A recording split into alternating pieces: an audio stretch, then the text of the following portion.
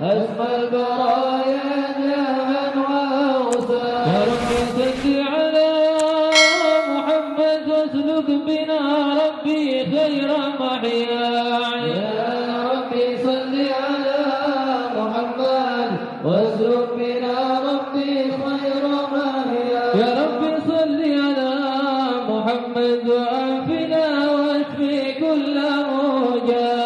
يا ربي صل على محمد وعافنا واشفي كل موجع. يا ربي صل على محمد واصلح القلب واعف وانفع. يا ربي صل على محمد واصلح القلب واعف وانفع. يا ربي صل على محمد اغفر معادي واصرف وارضع.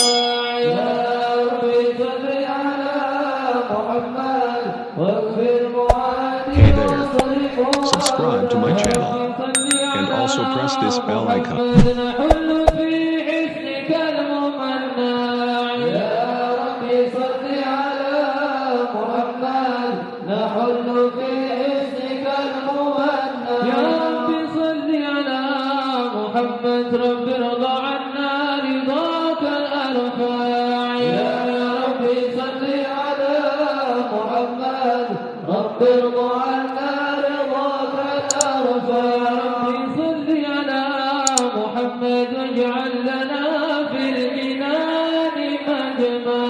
يا ربي صل على محمد واجعل لنا في الجنان مجمع. يا ربي صل على محمد رافق بنا خير خلقك اجمع. يا ربي صل اللهم صل وسلم وبارك عليه وعلى آله.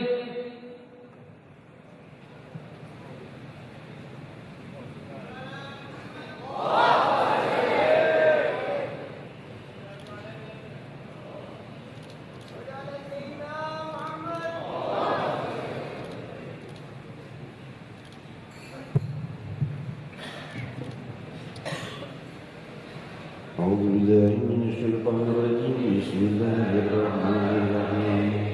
إنا فتحنا لك فتحا مبينا ليغفر لك الله ما تقدم من ذنبك وما تأخر ويتم نعمته عليك ويهديك صراطا مستقيما وينصرك الله نصرا عزيزا. لقد جاءكم رسول من أنفسكم عزيز عليه ما عنتم حريص عليكم بالمؤمنين رؤوف رحيم. فإن تولوا فقل حسبي الله حسبي الله لا إله إلا هو عليه توكلت وهو رب العرش العظيم. إن الله وملائكته يصلون على النبي. يا أيها الذين آمنوا صلوا عليه وسلموا تسليما.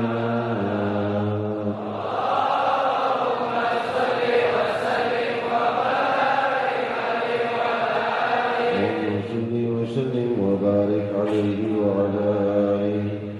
الحمد لله الذي هدانا بعبده المختار من دعا إليه بالإذن وقد نادانا لبيك يا من دلنا وهدانا.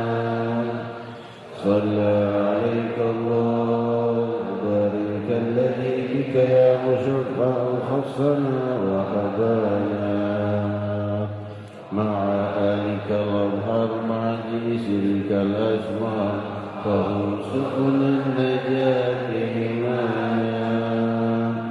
وعلى صحابتك الكرام حماتك أصبحوا لولائه عنوانا. التابعين لهم بصدق ما هدى التي هيج الأشجانا والله ما ذكر الحبيب لدى المحيط إلا وضحى والها النشوانا أين المحبون الذين عليهم بذل النفوس مع النفائس هانا لا يسمعون بذكر طه المصطفى إلا بهم ضعفوا وأبرانا فاهتاجت الأرواح تشتاق لقاء وتهن تسأل ربها رضوانا هذه المهدين كذا تسمع إلى سير المشفع وريه الآذانا وانشد إلى أوصاف طه المجتبى واعدل بقلبك يمتلئ وجدانا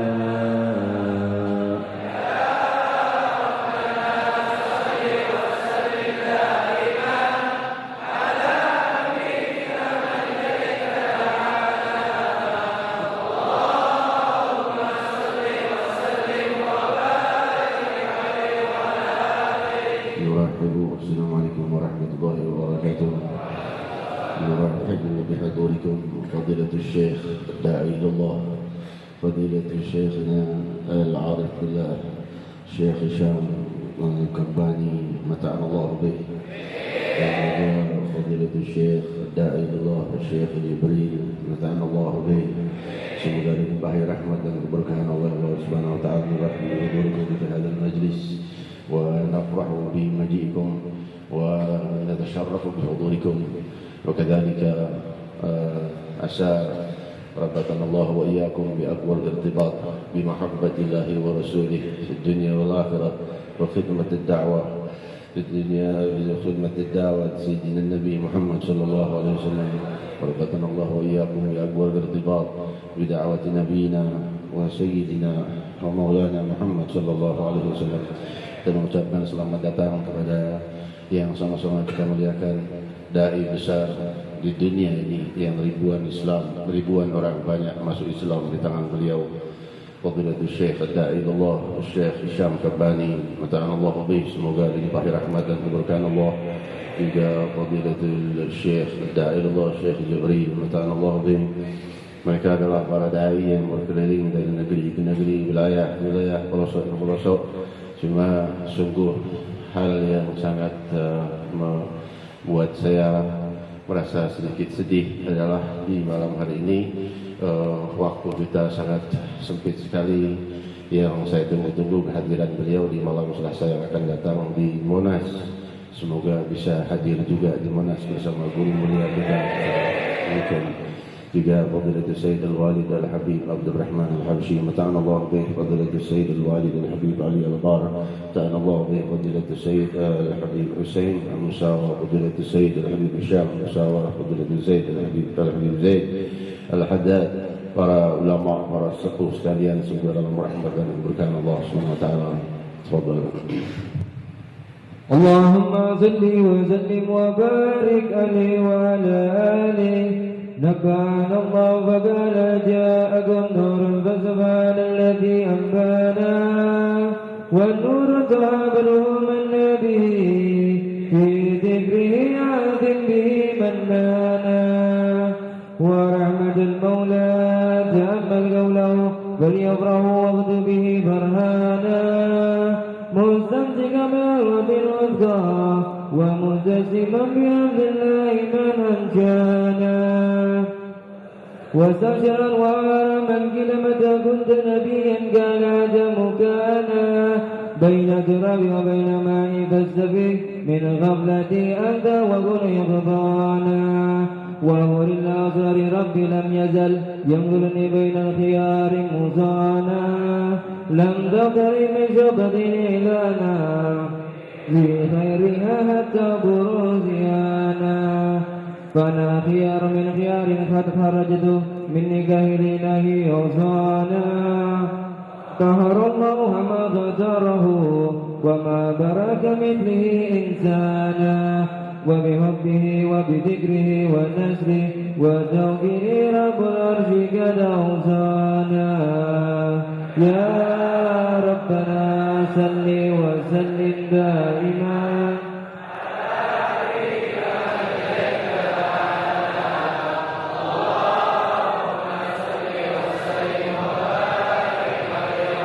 السلام عليك زين الأنبياء السلام عليك السلام عليك زين الأنبياء السلام عليك السلام عليك أفضل الأتقياء السلام عليك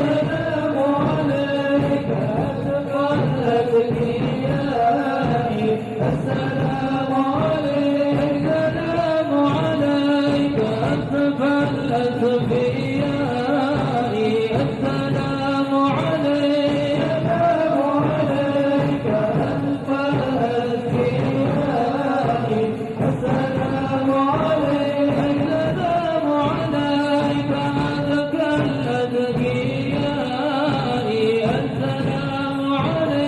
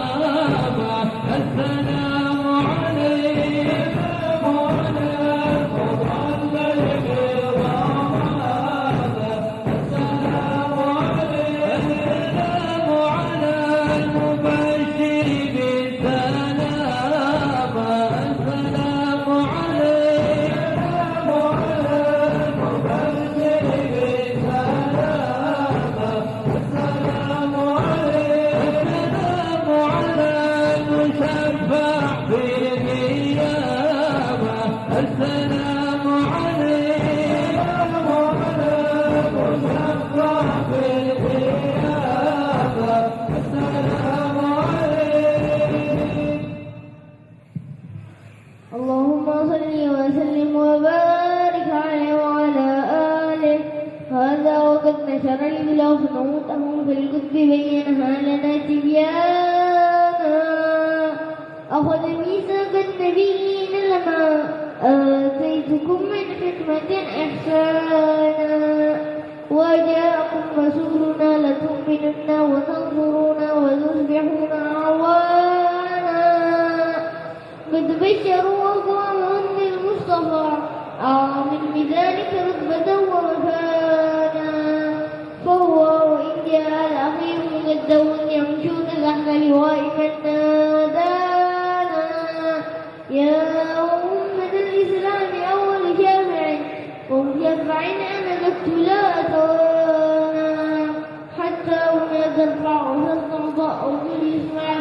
ذلك الاسم فقد كفانا والواو حق الله جل بيدي والأول الآخر عندنا وأكرم الخلق على الله أنا ولقد حباك الله منه حنانا ويسوف يعطيك فضله جل من واثق تغفر عن أعضاء نهانا بالله جل ذكره محمد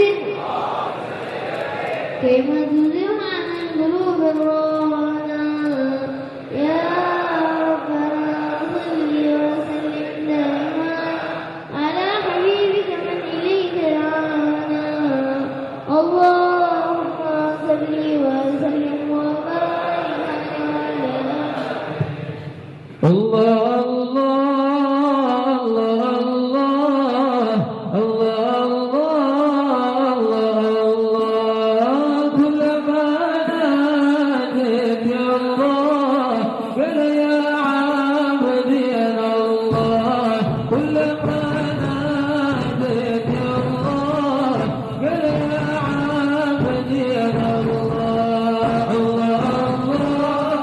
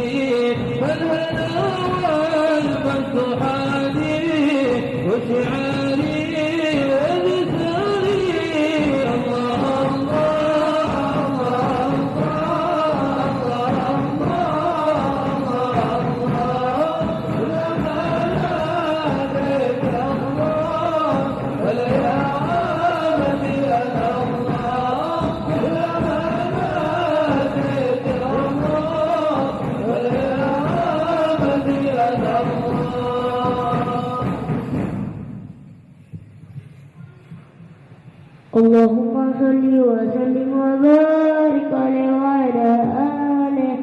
اللهم فلما دنا وقت البروز لأحمد عن إذن ما شاء قد كان حملت به الأم الأمينة بنت أم من لها على الإله مكانا بن والد وكان عبد الله بن عبد المطلب رأى البرهانا قد كان يغمر نور طه وجهه وترى إلى الابن المطون عيانا وهو ابن هاشم الكريم الشهم بن عبد مناف بن بغير كان والده يرعى حكيما شانه كذا تلا عزيز ذلك شانا واحمد رسول المصطفى حتى ترى في سلسلة وصوله عنانا هناك كفوانا بربه أسماعيل كان للأب معوانا وحينما عملت به آمنة من تهل أن يأخذ النسوانا وبها هذا اللطف من رب السماء أقصى الأذى والهم والأحزان ورأت كما بدانا علمت به أن مهيمن يشرف الأقوال من دور من بطنها فاستبشرت ودنا مخاض خاطرات رضوانا والحمد لله ولا إله إلا الله والله أكبر سبحان الله والحمد لله ولا إله إلا الله والله أكبر سبحان الله والحمد لله ولا إله إلا الله والله أكبر سبحان الله والحمد لله ولا إله إلا الله والله أكبر ولا حول ولا قوة إلا بالله العلي العظيم في كل لحظة أبدا فلا خلقه ودعا نفسه وإنقاذه وبدار كلماته وتجلت الأنوار من كل الجهات ومنكم إلى جمع شفعها وقف بين وجهنا ولا شمس الهدى ظهر الحبيب مكرما ومصانا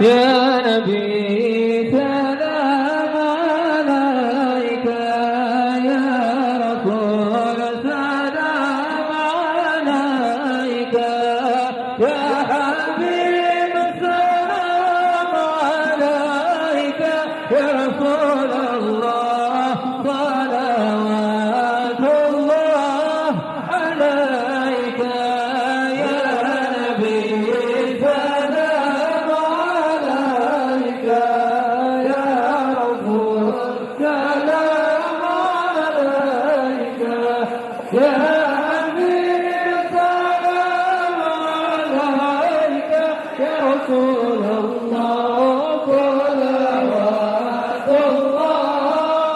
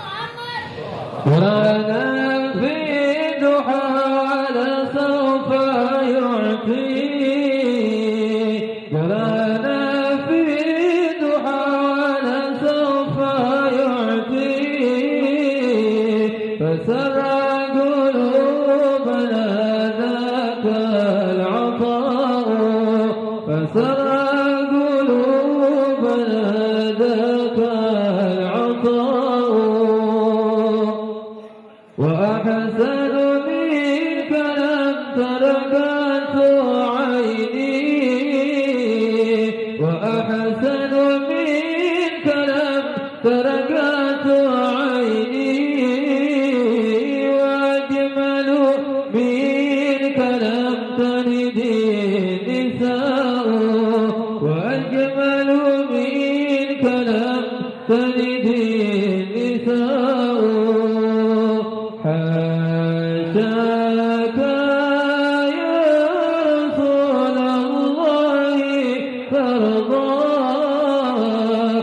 أتاك يا رسول الله ترضى وفينا من يعذب ويساء وفينا من يعذب ويساء خلقت مبرأ من كل عيب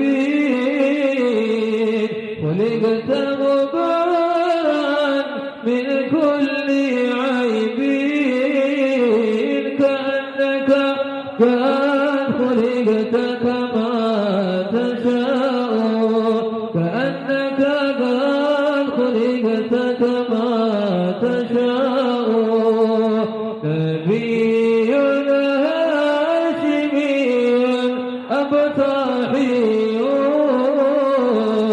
نبينا هاشمي أبطحي شمائله سماحة والوفاء شمائله سماحة والوفاء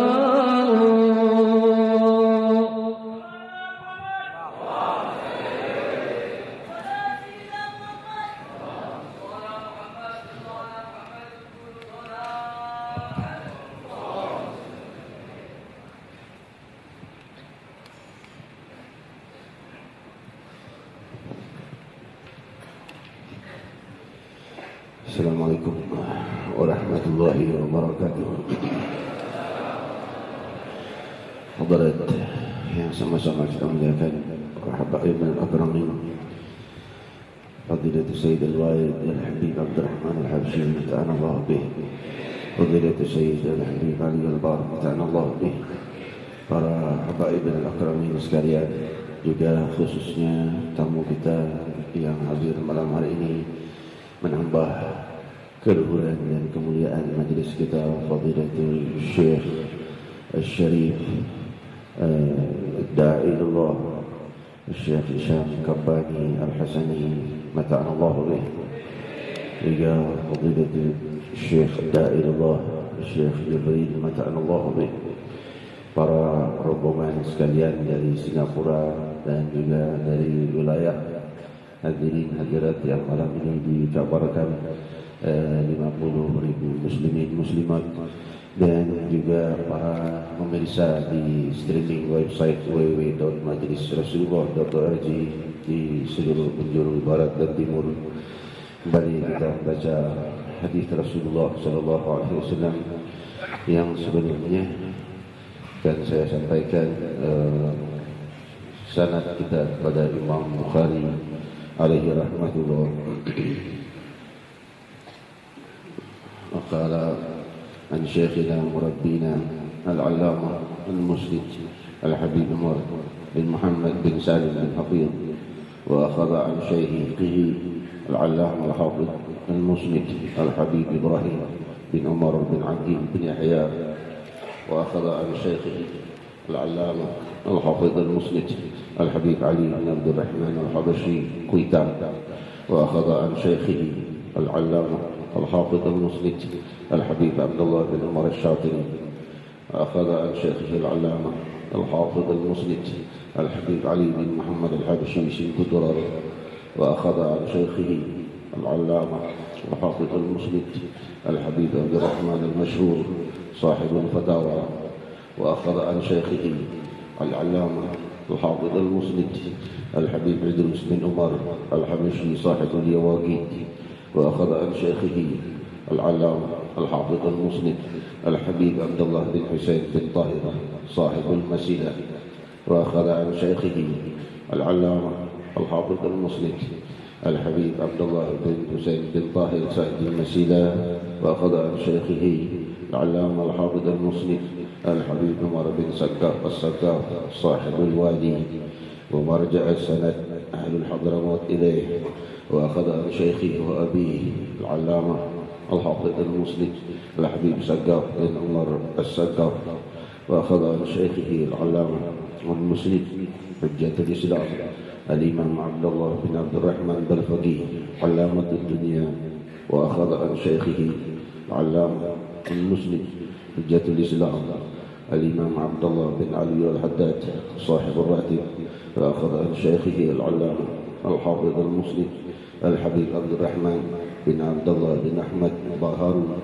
وأخذ عن شيخه العلامة المسند الحافظ الحبيب عبد الرحمن بن أحمد بن عبد الرحمن بن أحمد بن شهاب بن عبد الرحمن شهاب الدين عين المكاشفي، وأخذ عن شيخه العلامة الحافظ المسند المحدث المشهور الإمام محمد بن علي الخرج، وأخذ عن شيخه العلامة الحافظ المسند المحدث المشهور الإمام محمد بن أحمد بن عبد الرحمن الأصدع، وأخذ عن شيخه العلامة الحافظ المسند المحدث المشهور الحبيب الإمام عبد الله إدريس الأكبر بن أبي بكر السكران بن عبد الرحمن السقاف، وأخذ عن شيخه العلامة الحافظ المسند الإمام عمر المخضر بن عبد الرحمن السقاف، وأخذ عن شيخه وأبيه العلامة الحافظ المسند الإمام عبد الرحمن السقاف بن محمد مولد دويلة،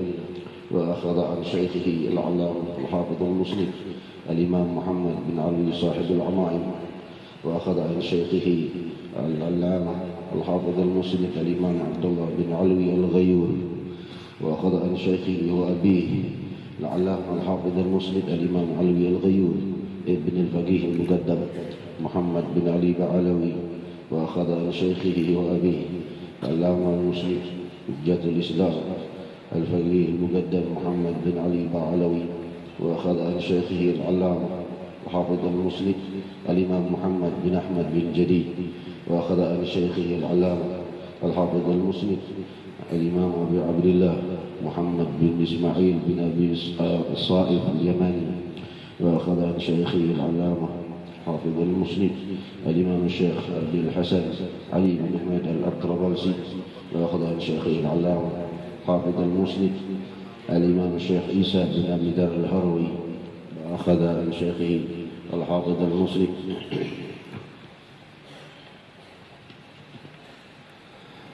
عن شيخه وأبيه العلامة الحافظ المسند الإمام الشيخ أبو ذر الهروي ابن عبد أحمد الهروي، وأخذ عن شيخه العلامة الحافظ المسند الإمام الشيخ أبو إسحاق إبراهيم بن أحمد البلخي المستلمي، وأخذ عن شيخه العلامة الحافظ المسند الإمام أبو عبد الله محمد بن يوسف بن مطر الفربري، وأخذ عن شيخه العلامة حجة الإسلام بركة الأنام أبو عبد الله محمد بن إسماعيل bin Bardizbah al-Bukhari alaihi rahmatullah.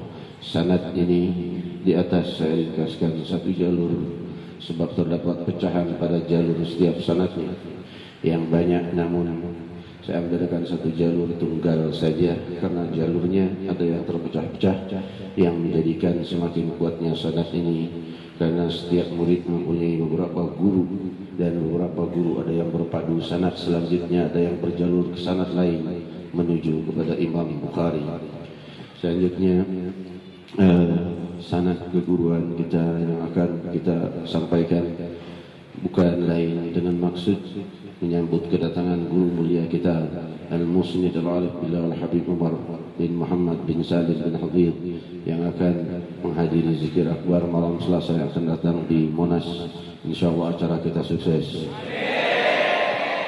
Syekhina ومربينا العلامة المسند الحبيب عمر بن محمد بن سالم بن حفيظ، وأخذ عن شيخه العلامة الحافظ المسند الحبيب عبد القادر بن أحمد السقاف، وأخذ عن شيخه العلامة الحافظ المسند الحبيب عبد الله بن عمر الشاطري، وأخذ عن شيخه العلامة الحافظ المسند الحبيب علي بن محمد الحبشي سبت درار، وأخذ عن شيخه العلامة الحافظ المسند الحبيب عبد الرحمن المشهور صاحب الفتاوى، وأخذ عن شيخه العلامة الحافظ المسند الحبيب إدريس بن عمر الحبشي صاحب اليواقيت، وأخذ عن شيخه العلامة الحافظ المسند الإمام عبد الله بن حسين بن طاهر صاحب المسيلة، وأخذ عن شيخه العلامة الحافظ المسند الإمام عمر بن سقاف السقاف صاحب الوادي، ويرجى إليه سنة أهل الحضرموت كله، وأخذ عن شيخه العلامة الحافظ المسند الإمام محمد بن عمر بعلوي، وأخذ عن شيخه العلامة الحافظ المسند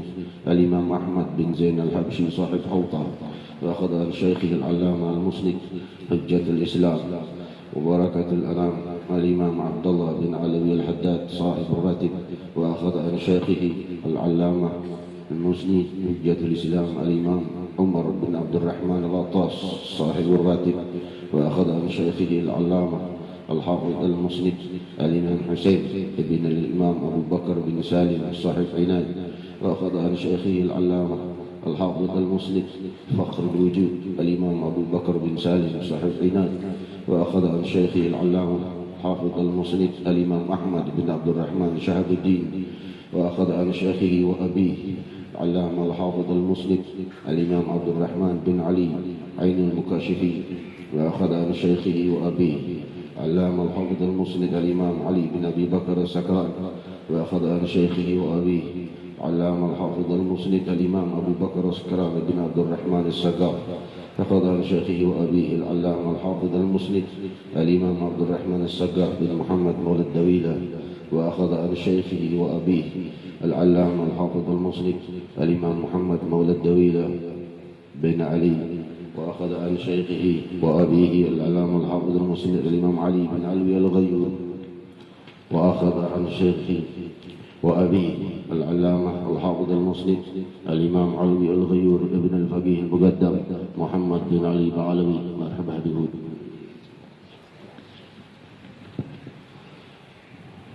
وأخذ عن شيخه وأبيه العلامة المسند حجة الإسلام الإمام فقيه المقدم محمد بن علي بعلوي. وأخذ عن شيخه وأبيه العلامة الحافظ المسند الإمام علي بن محمد صاحب مرباط. وأخذ عن شيخه وأبيه العلامة الحافظ المسند الإمام محمد صاحب مرباط بن علي بن علوي خالد بسام. وأخذ عن شيخه وأبيه العلامة الحافظ المسند الإمام علي بن علوي خالد بسام. وأخذ عن شيخه وأبيه العلامة الحافظ المسند الإمام علوي بن محمد. وأخذ عن شيخه وأبيه العلامة الحافظ المسند الإمام محمد بن علوي. وأخذ عن شيخه وأبيه العلامة الحافظ المسند الإمام علوي بن عبيد الله. وأخذ عن شيخه وأبيه العلامة الحافظ المسند الإمام عبيد الله ابن أحمد المهاجر. وأخذ عن شيخه وأبيه العلامة الحافظ المسند الإمام أحمد المهاجر بن عيسى الرومي عليه رحمة الله. وأخذ عن شيخه وأبيه العلامة الحافظ المسند الإمام عيسى الرومي بن محمد النقي. وأخذ عن شيخه وأبيه العلامة الحافظ المسند الإمام محمد النقيب بن علي الوريدي. وأخذ عن شيخه وأبيه العلامة الحافظ المسند الإمام علي الوريدي بن جعفر الصادق. وأخذ عن شيخه وأبيه حجة الإسلام المسند الإمام جعفر الصادق بن محمد الباقر. وأخذ عن شيخه وأبيه علامة المسند حجة الإسلام الإمام محمد الباقر بن علي زين العابدين. وأخذ عن شيخه وأبيه العلامة المسند حجة الإسلام الإمام علي زين العابدين السجاد ابن الحسين رضي الله عنهما. وأخذ عن شيخه وأبيه العلامة المسند حجة الإسلام الشهيد الإمام حسين رضي الله عنه. وأخذ عن شيخه أبيه وأمه الإمام علي بن أبي طالب كرم الله وجهه وسيدتنا فاطمة الزهراء البتول بنت سيدنا الرسول رضي الله عنها. وصلوات الله وسلامه على سيدنا الرسول وعلى أهل بيت الرسول وصحابة الرسول ومن تبعه جميعا. وأخذ العلم عن الإمام أهل العلم سيدنا محمد رسول الله صلى الله عليه وسلم. Sanad di atas saya ringkaskan satu jalur sebab terdapat pecahan tajarub di setiap sanadnya yang banyak, namun saya ambilkan satu jalur sanad keguruan saja karena jalurnya ada yang terpecah demi semakin kuatnya sanad ini. Karena setiap murid mempunyai beberapa guru dan beberapa guru ada yang berpadu sanad selanjutnya, ada yang berjalur ke sanad lain yang juga menuju kepada Rasulullah sallallahu alaihi wasallam. Mari kita membaca hadis Rasul sallallahu alaihi wasallam. Qala Rasulullah sallallahu alaihi wasallam, Inna Allah la yaqbidu al-ilma انتزاعا ينتزعه من العباد، ولكن يقبض العلم بقبض العلماء حتى إذا لم يبق عالما اتخذ الناس رؤوسا جهالا فسئلوا فأفتوا بغير علم وضلوا وأضلوا. صدق رسول الله صلى الله عليه وسلم. حديث صحيح رواه الإمام البخاري في صحيحه. مرحبا بقدومكم شيخنا الكريم الحبيب هود بن محمد باقر الطاس متعنا الله به. حمدا لرب خصنا بمحمد وأنقذنا من ظلمة الجهل والدياجي. الحمد لله الذي هدانا بعبده المختار من دعانا إليه بالإذن وقد نادانا لبيك يا من دلنا وحدانا. صلى الله وسلم وبارك عليه وعلى آله. الحمد لله الذي جمعنا في هذا المجمع الكريم، والحمد لله الذي جمعنا في هذا الشهر العظيم، والحمد لله الذي جمعنا في هذه الجلسة العظيمة.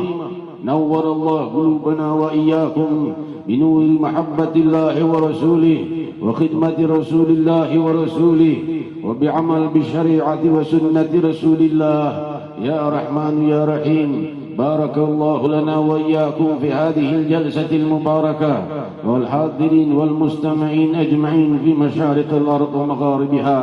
Limpahan puji kehadirat Allah Subhanahu wa Ta'ala yang maha luhur, yang maha melimpahkan keluhuran, maha melimpahkan cahaya kebahagiaan, maha melimpahkan cahaya ketenangan, maha melimpahkan cahaya kesejukan, maha melimpahkan cahaya kesejahteraan dengan cahaya zikir, dengan cahaya kemuliaan, dengan cahaya keluhuran yang terbit dengan cahaya Allah Subhanahu wa Ta'ala yang diciptanya, bukan cahaya matahari yang terbit dan berbenam, namun cahaya yang menuntun kepada terang benderangnya kehidupan dunia dan akhirat. Sirajan munira Sayyidina Muhammad sallallahu alaihi wasallam wa baraka alaihi wa ala alihi, seorang pemimpin yang membawa cahaya keluhuran ilahi, menuntun kepada kedamaian, menuntun kepada ketenangan, dengan menjadikan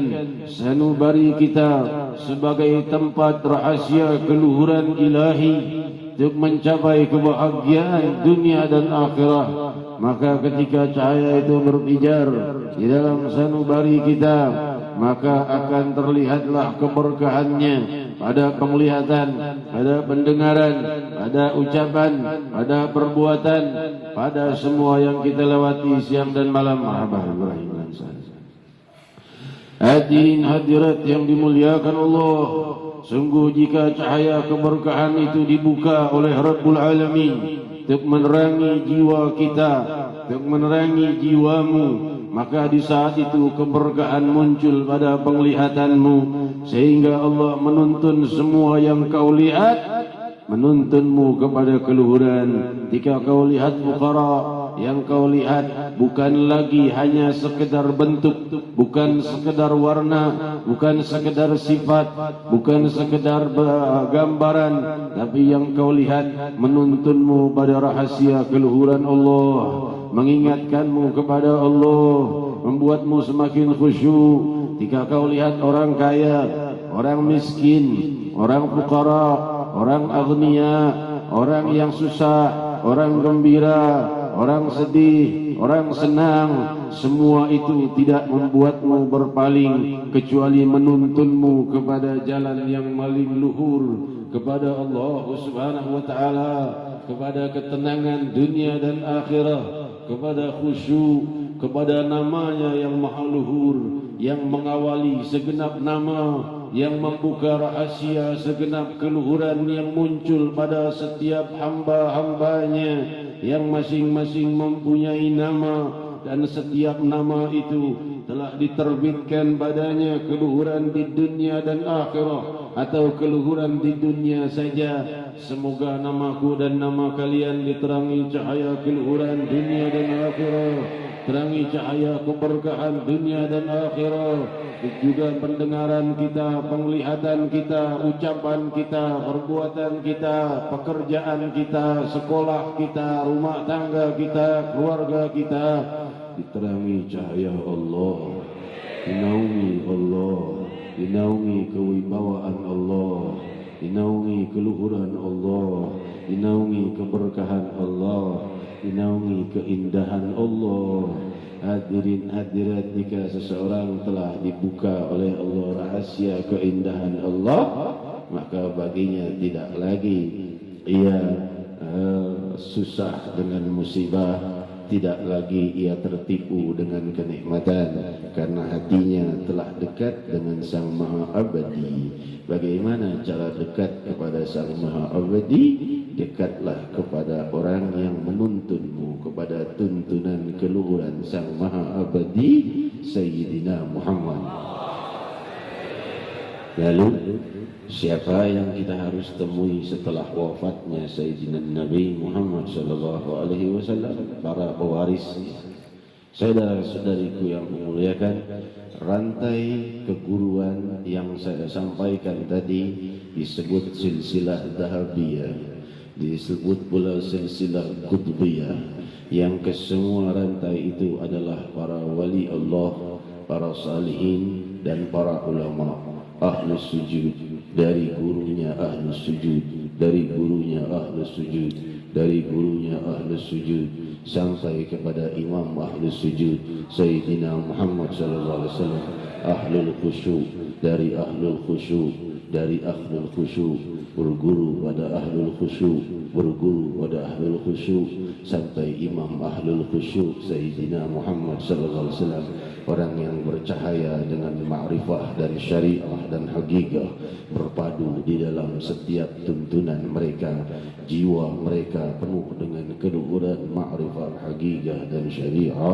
Demikian dari gurunya, sehingga sampai kepada pemimpin pembawa syariah, ma'rifah dan hakikah Sayyidina Muhammad sallallahu alaihi wasallam wa baraka alaihi wa ala alihi. Rantai keguruan itu disebut rantai emas. Disebutkan oleh para salafus saleh, barang siapa yang menyatukan sanad keguruan dengan keguruan itu tidak akan pernah bisa terputus selama-lamanya, bagaikan rantai emas yang bersatu antara satu mata rantai dengan mata rantai lainnya. Jika digoyang satu mata rantai, akan bergoyang seluruh mata rantai ke ujungnya. Sayyidina Muhammad sallallahu alaihi wasallam. Saudara-saudariku, hadirin hadirat yang dimuliakan Allah, di sini kita mendengar keluhuran hadis Nabi Muhammad sallallahu alaihi wasallam yang telah kita dengar diriwayatkan oleh Imam Bukhari, bahwa Allah Subhanahu wa taala tidak mencabut ilmu dengan cara merenggutnya dari dada para ulama, tapi dengan cara mewafatkan para ulama. Inilah musibah terbesar di muka bumi. Bukan gempa bumi, bukan tsunami, bukan gunung berapi, bukan angin panas, bukan angin putih beliung dan lain sebagainya. Bukan itu musibah. Musibah adalah wafatnya ulama. Kalau ulama wafat, habislah sudah. Musibah semua muncul. Hadirin hadirat, semoga Allah panjangkan usia para ulama kita. Ada Habib Hud bin Muhammad Bagir, ada Syekh Syam Kabbani, ada Syekh Jibril dan para guru-guru kita semua. Semoga dipanjangkan usianya oleh Allah SWT. Nah, kalau ulama wafat, para da'i ilallah wafat, sudah Allah Rasul sallallahu alaihi wasallam sudah katakan tadi, innallaha la yaqbidul ilma, innallaha la yaqbidul ilm intiza'an, innallaha la yanzi'ul ilm intiza'an yantazi'uhu minal ibad, walakin yaqbidul ilma biqabdil ulama hatta lam yubqi aliman ittaqadan nasu usan juhala. Kalau sudah ulamanya tidak ada, maka akhirnya orang bingung cari guru guru yang tidak mempunyai sanad keguruan, guru yang tidak berguru pada ahlul khusyuk.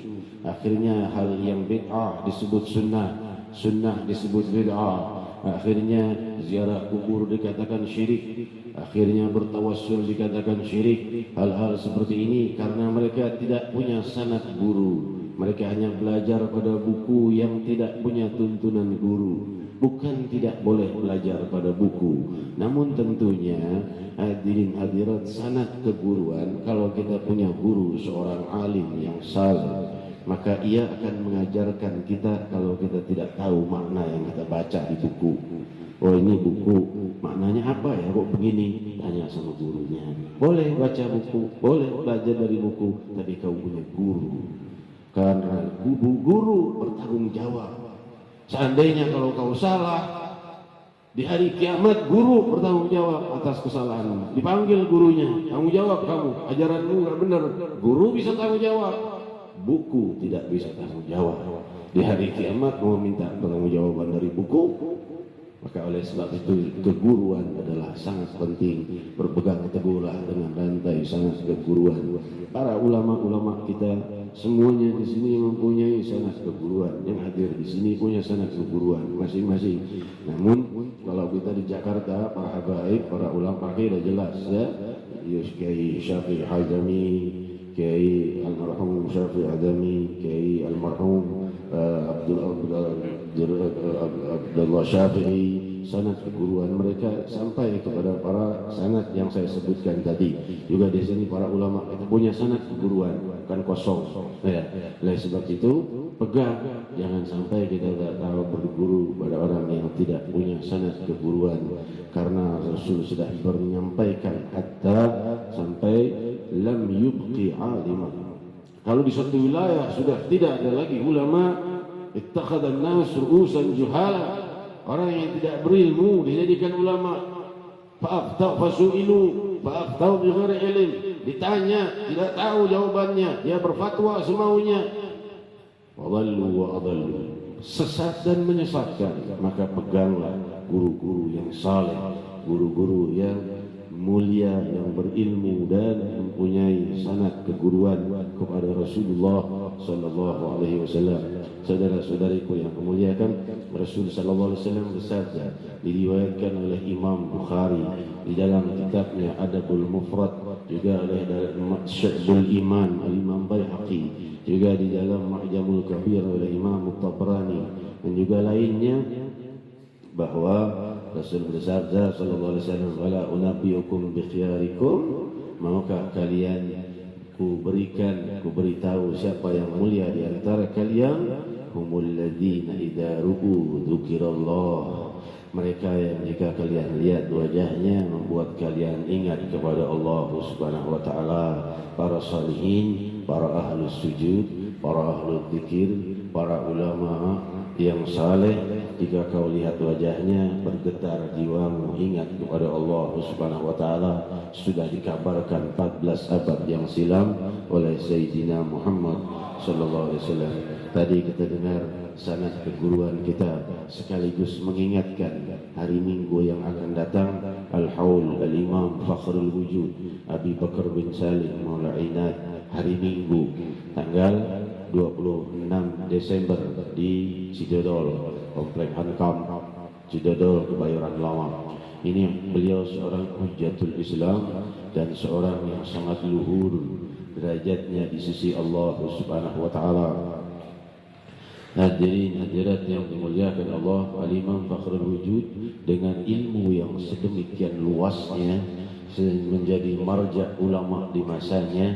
Beliau ini sangat tawadhu, sangat rendah diri, hingga dalam salah satu riwayat, walaupun kita sudah dengar sabda Rasul sallallahu alaihi wasallam, ittaqu firasatal mu'min fa innahu yanzuru bi nurillah, hati-hati dengan firasat orang-orang yang saleh, karena firasat mereka itu melihat dengan cahaya Allah Subhanahu wa taala. Maka Al-Imam Fakhrul Wujud kedatangan tamu seorang wanita. Tamu ini wanita yang membuatkan makanan khusus semalam penuh, ia buatkan khusus untuk Imam Fakhrul Wujud. sampai ke depan pintu rumahnya, besar rumahnya untuk menerima tamu-tamunya ratusan setiap hari. Maka penjaganya berkata, ibu mau kemana? Ini bawa hadiah satu mangkuk makanan untuk Al-Imam Fakhrul Wujud Abi Bakar bin Salim. Maka berkatalah penjaganya, ibu ini makanan sedekahin aja mending. Ini di dapurnya Imam Fakhrul Wujud tiap hari 10 ekor kambing motong. Kambing, beras 200-an kilo dimasak tiap hari. Ini makanan semangkuk begini, mending kasihkan mukarok ketahuan. Di sini aku pakai makanan sebiji, kira-kira begitu. Maka ibu itu pun mengkasirah. Dia jadi kecewa. Tahis binafsiha. Betul juga, apa artinya semangkuk makanan ini? Walaupun aku buatnya semalam penuh untuk Imam Fakhrul Wujud, ini tidak ada artinya di sisi Al-Imam. Aku salah. Ia pun balik pergi. Firasah Al-Imam Fakhrul Wujud intabahat. Maka Imam Fakhrul Wujud muncul firasatnya, duduk bersama tamu-tamunya ratusan orang. Beliau berdiri, lari. Belum pernah Imam Fakhrul Wujud lari. Baru itu lari turun keluar untuk menemui tamunya, memanggil, wahai ibu, apa yang kau bawa? Muridnya bingung, ini Al-Imam baru sekali ini kelihatan lari keluar untuk mengejar ibu itu. Ibu itu berkata, Al-Imam, ini cuma semangkuk makanan aku bawakan, aku semasak semalam penuh khusus untukmu. Tapi aku dikasih tahu makanan ini gak ada artinya untukmu, karena engkau dapur murah puluhan kambing setiap hari disembelih dan makanan berlimpah. Lebih baik ku hadiahkan pada fuqara yang membutuhkan. Maka berkata Imam Fakhrul Wujud, belum pernah ada hadiah yang membuatku gembira selebih dari ini. Jazakillah khairul jazak. Diberi 1000 dinar oleh Imam Fakhrul Wujud, diambil makanannya dan dengan girang diterima. Lalu ia melihat pada penjaganya, kalian tahu ibu itu dengan susah payah membuat makanan untukku walaupun dikit. Aku di hadapan Allah seperti itu, beribadah semampuku tidak ada artinya di hadapan Allah. Jika kalian usir dia, barangkali aku pun bisa terusir dari rahmatnya Allah Subhanahu wa taala. Demikian tawadhunya Imam Fakhrul Wujud Al-Imam Abi Bakar bin Salim Maula Inad. Al-Imam Abi Bakar bin Salim ini mempunyai murid, putranya Al-Imam Husain bin Abi Bakar bin Salim. Al-Imam Husain mempunyai murid, yaitu Al-Imam Umar bin Abdurrahman Al-Attas, sahibul ratib, Hujjatul Islam wa Barakatul Anam. Punya murid namanya Hujjatul Islam Al-Imam Abdullah bin Ali Al-Haddad, Qutbul Irsyad, sahibul ratib. Hadirin hadirat, Imam Abdullah bin Alawi Al-Haddad punya murid namanya Imam Ahmad bin Zain Al-Habsyi alaihi rahmatullah, sahibul hawtah.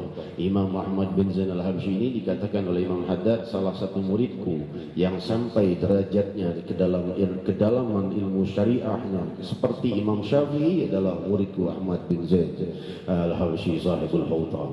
Kok bisa derajat ilmu syariahnya sejajar dengan Imam Syafi'i? Demikianlah luasnya syariatul mutahharah para imam-imam kita terdahulu. Ini baru muridnya Imam Haddad. Gimana Imam Haddadnya, gimana gurunya Imam Attas, gimana gurunya sampai kepada Imam Fakhrul Wujud Abi Bakar bin Salim yang akan kita rayakan, kita peringati haulnya hari Minggu pagi 26 Desember pada jam 8 pagi di Komplek Ankam Cidodol bersama guru mulia kita Al-Musnid Al-Arif Billah Al-Habib Umar bin Muhammad bin Said bin Hafidh. Hadirin hadirat yang dimuliakan Allah, sedebaran sudah disebarkan. Yang mempunyai waktu hadir dikabarkan juga pada teman-teman. Sungguh para imam-imam yang terdahulu itu bukanlah seperti yang dikatakan oleh mereka-mereka yang mengatakan mereka itu cuma ahli bisanya ziarah, salawatan, cuma hal-hal yang syirik yang mereka perbuat. Sungguh mereka itu para imam-imam besar. Kita tidak menyaingi mereka. Salah satu dari murid dari Imam Ahmad bin Zain Al-Habsyi adalah Imam Abdullah bin Abdurrahman Balfaqih Allamatud Dunya. Ia digelari Allamatud Dunya karena di saat itu tidak ada orang melebihi ilmunya. Ia berkata, aku punya 8 cabang ilmu yang belum sempat kuajarkan saat beliau wafat. Belum sempat kuajarkan 8 cabang ilmu itu hilang karena tinggal aku yang mengetahuinya. Kenapa bisa demikian? Karena belum ada murid-muridnya yang mencapai derajat untuk bisa mempelajari 8 cabang ilmu itu. Salah satu kejadian ketika di Makkah Al-Mukarramah di musim haji, saat itu belum seperti sekarang, segala-gala syirik, segala-gala bid'ah. Zaman itu Makkah Al-Mukarramah penuh ulama, penuh para mufti, penuh para hujjatul Islam. Di saat itu ada satu orang bertanya pertanyaan yang tidak terjawab. Tidak ada yang bisa jawab. Di situ ada Imam Abdullah bin Abdurrahman Balfaqih, Alamatud Dunya, sedang pergi haji, kan pakaian ihram, enggak ketahuan. Ya, ia diam saja. Dia berkata pada orang di sebelahnya, orang awam, kamu jawab pertanyaannya, itu jawabannya ini, jawab.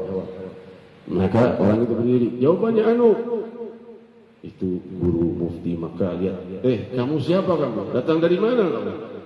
Dia bilang, saya orang biasa, saya bukan ulama. Mustahil kamu tahu jawabannya. Ini tidak ada yang tahu jawabannya kecuali Alamatud Dunya Al-Imam Abdullah bin Abdurrahman Balfaqih.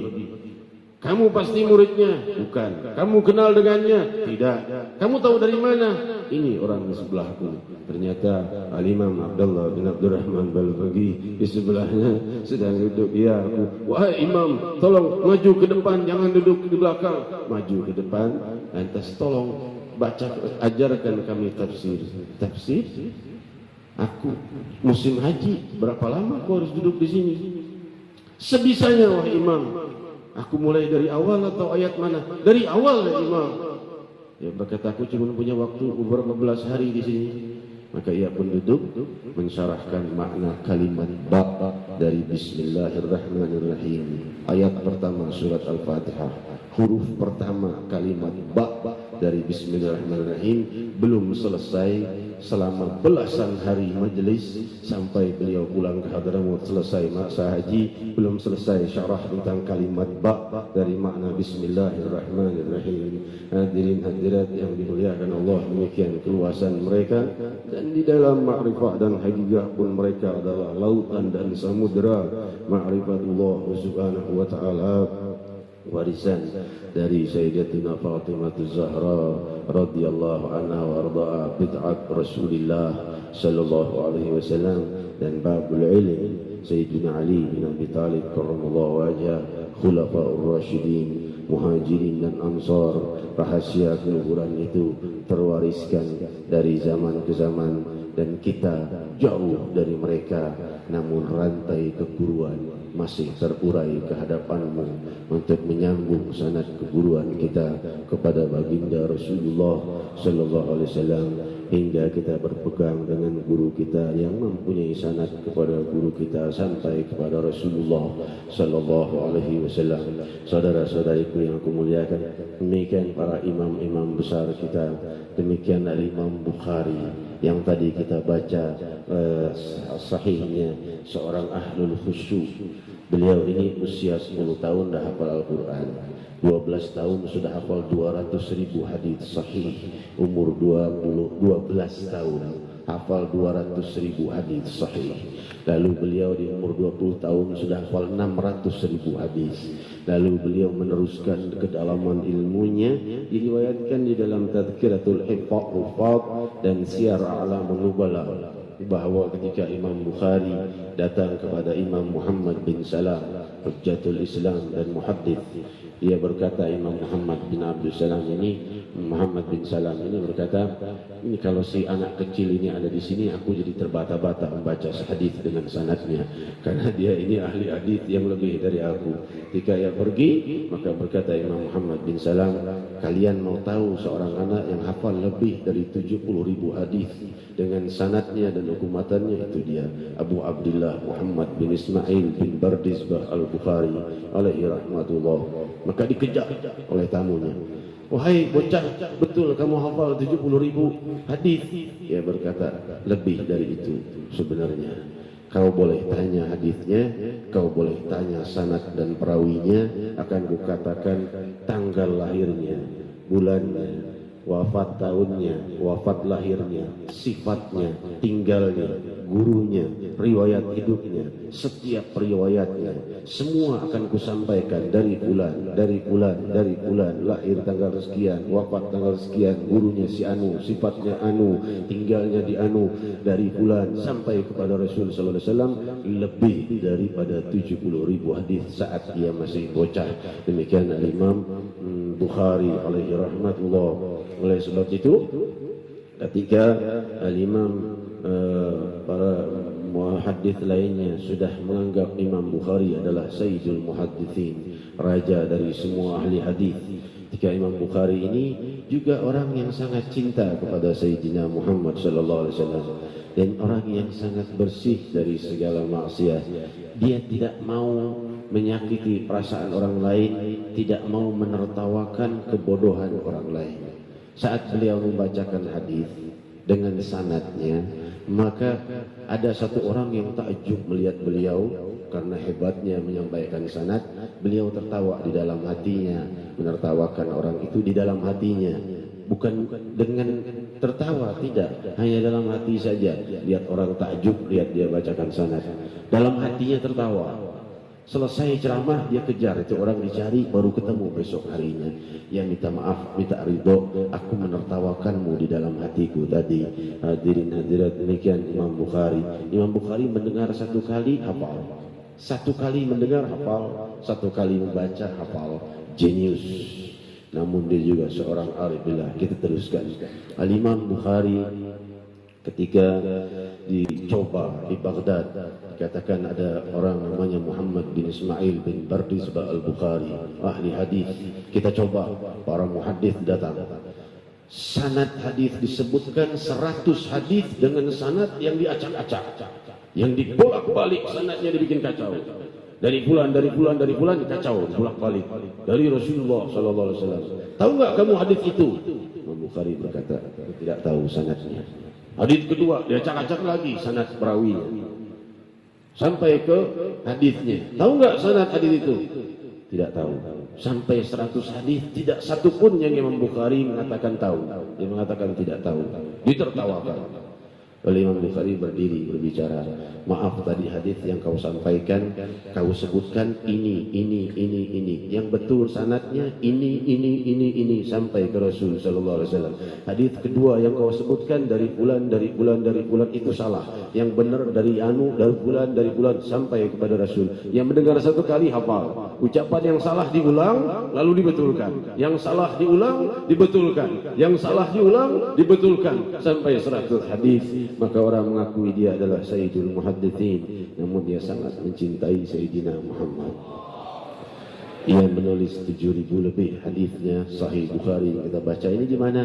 Bukan di rumah, tapi di Rawdatul Syarif Masjidin Nabawi, tabarrukan bi qabri syarif Sayyidina Nabi Muhammad sallallahu alaihi wasallam.